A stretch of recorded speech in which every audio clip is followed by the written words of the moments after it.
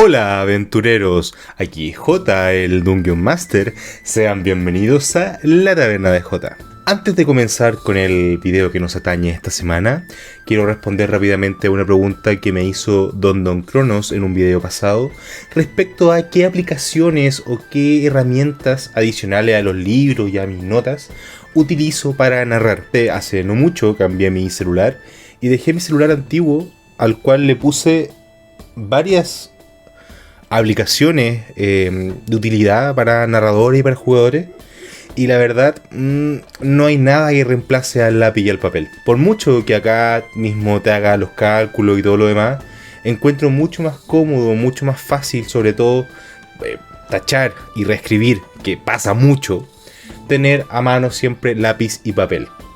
Ahora bien, si hablamos de una herramienta un poco más compleja, Roll20, que es una plataforma gratuita, no tiene todas sus aplicaciones de forma gratuita, pero se puede utilizar perfectamente para jugar. Es una excelente herramienta para tener todo ordenadito.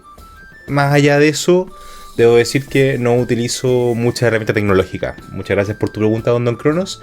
Vamos con el video. Seguramente una de tus primeras dudas al momento de ver una hoja de personajes de Dungeons and Dragons es esa pequeña línea donde dice alineamiento. El alineamiento es un sistema canónico que está desde los orígenes de Dungeons and Dragons, desde su primera edición, el cual tenía primeramente, única y exclusivamente, componentes éticas: la legalidad, la neutralidad y el caos. El caos. Luego, en Advanced Dungeons and Dragons, se incorporó también una componente moral.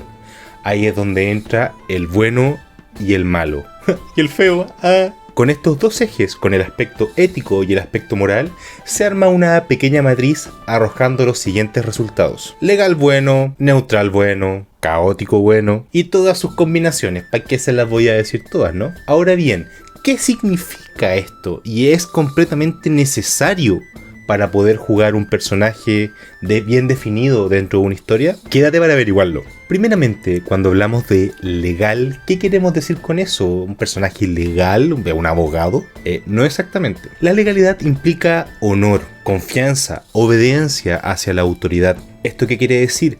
Que un personaje legal siempre estará sometido o, ¿cómo decir?, influenciado por una estricta tabla de valores. Esa tabla de valores se puede ver bastante claramente en, por ejemplo, un paladín, el cual su máxima es precisamente servir a su dios. Una de las carencias que tiene el tema de la legalidad en este caso es esta mente cerrada que se puede provocar al tomar todas las leyes o todo este aspecto moral o ético de forma a rajatabla. Probablemente en muchas ocasiones te veas complicado de hacer lo que es verdaderamente correcto por seguir tus convicciones. Lo cual no digo que sea malo, pero ojito. En contraposición a la legalidad está el caos. Es todo lo contrario. El caos se mueve por instinto, se mueve por necesidad propia.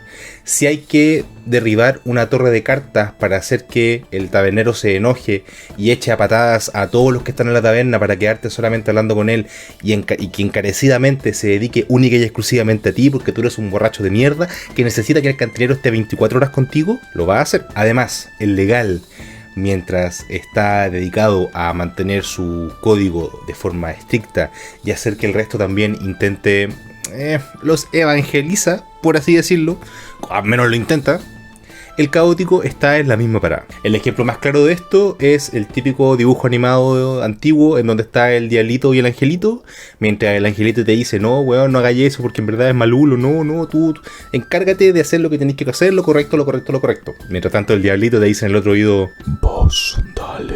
Aquí es donde se ve la necesidad de una fuerza que esté de modo equidistante entre ambas. Esa es la neutralidad. El neutral tiene la gran virtud que no se ciñe a 100% en ninguno de estos dos extremos. ¿Qué quiere decir esto? Todo lo que un personaje neutral vaya a hacer es porque quiere hacerlo o presiente o siente o considera que es lo necesario. Luego está el eje moral, el bueno, el neutral y el malvado o malo.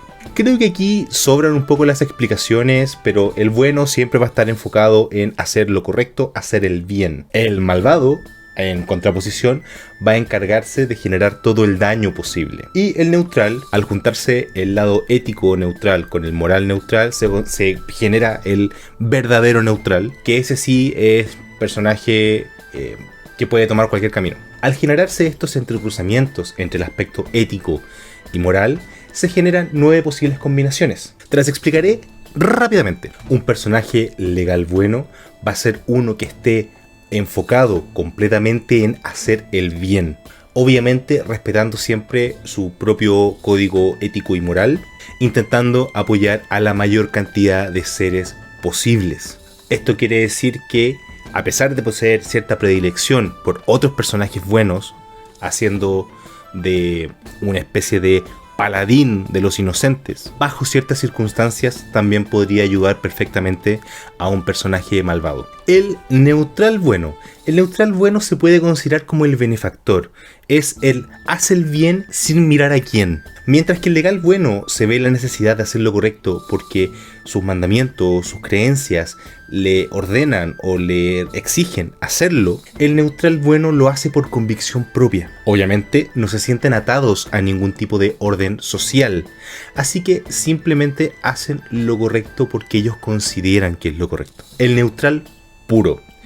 Aquí es donde entramos en un terreno un poco más complejo de explicar, porque digamos que el neutral puro lo que busca es el equilibrio, tanto siguiendo sus convicciones propias, como entendiendo que el mundo es más complejo de lo que simplemente se pinta. Mientras que el neutral no tomaría una participación activa a menos que alguien se lo pida, o efectivamente alguna de las dos fuerzas, el caótico o el legal, se esté descontrolando hasta cierto punto, lo más probable es que este verdadero neutral se mantenga al margen. Un ejemplo clásico son los druidas, los cuales desean mantener el equilibrio y proteger la naturaleza. El caótico bueno. El caótico bueno es ese compadre que se dedica a hacer desastres, pero lo hace con buena intención.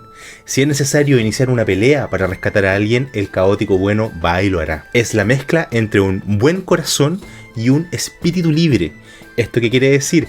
Que literalmente su corazón es quien lo gobierna. El legal neutral. El legal neutral puede servir perfectamente como una especie de juez. ¿Por qué? Al no estar sujeto a ningún tipo de moralidad, su único criterio será las leyes, será lo que dice el pueblo, el rey, el grupo que esté a cargo de administrar la justicia en, por ejemplo, un reino, o en su defecto, su propio código ético. El caótico neutral se considera completamente libre de las restricciones sociales. Para él, bien o mal, no le interesa mucho. Siguen sus impulsos y son extremadamente individualistas. El legal malvado. Este perfectamente podría ser un abogado. ¿Por qué? Porque a pesar de mantener un estricto código ético y moral, está tergiversado de tal manera que su convicción de malvado esté siempre presente. Si es necesario hacer castigar a alguien para poder salvar, en este caso a tu cliente, lo va a hacer sin ningún tipo de remordimiento. ¿Por qué? Porque su código, su legalidad está sujeta a que él cumpla con su objetivo. El neutral malvado. Literalmente, sálvese quien pueda. No posee ningún tipo de brújula moral, lo cual obviamente lo vuelve peligroso, lo vuelve un ente que es capaz de cualquier cosa con tal de lograr sus objetivos. Este alineamiento es la mejor muestra de la supervivencia del más apto. No les tiembla el pulso a la hora de matar, de traicionar, de incluso atacar a alguien por la espalda. Mientras su supervivencia esté garantizada, estarán dispuestos a hacer lo necesario. Y por último, el caótico malvado. Yo creo que requiere muy poca explicación. Es literalmente un ente que es capaz de aplastar un orfanato con cadáveres de gatitos, cosa de traumatizar a los niños antes de prenderle fuego, literalmente no tiene ningún tipo de brújula moral ni ética. Es capaz de hacer lo que quiera, sin ningún tipo de remordimiento ni culpa. Suelen moverse por las ansias de poder, el odio, la sed de sangre. Son potenciales psicópatas. Habiendo pasado por todos estos alineamientos y esperando que haya quedado todo súper claro, quiero hacer un pequeño hincapié en cómo lo utilizo yo. De todas formas, más adelante, junto con el video explicando cómo se nivelan los combates, haré un repaso rápido de cómo debería funcionar el tema de los alineamientos hoy por hoy. Para mi percepción personal como narrador y en base a las campañas que he dirigido, a los one shot que he dirigido, el tema del alineamiento para muchos es una piedra en el zapato. Muchas veces los seres humanos, nosotros mismos, los jugadores, quienes interpretamos a los personajes, podemos tener una actitud que esté ligada a uno de estos alineamientos, pero no siempre es así. Por eso es tan importante que al menos en una primera instancia tu alineamiento no esté definido, que las acciones que vayas realizando en el camino te vayan definiendo. Además, es mucho más interesante como un personaje que intenta ser legal bueno tiene que masacrar a un poblado porque sabe que a pesar de estar en completo desacuerdo con lo que él cree, con lo que él siente, es lo necesario para que ocurra algo mayor, algo mejor. Es muy interesante ver cómo los propios jugadores, interpretando sus personajes, se meten en ese tipo de papel. Bueno, si el video te gustó, lamento que haya sido tan largo, muchas gracias por llegar hasta aquí. Recuerda dejar tu like, comentar. ¿Hay algún tema rolero que te gustaría que tratásemos más adelante?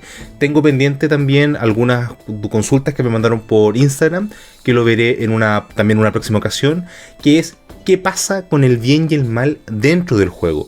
No respecto a los alineamientos, sino que dentro de las propias sesiones de juego o las campañas. Este ha sido J, el Dungeon Master. Espero que se la hayan pasado muy bien. Recuerden dejar ahí su like y compartir y todas esas weas que se hacen por Facebook. Por todas esas weas que se hacen por YouTube. Esto ha sido la Taberna de J. Hasta la próxima.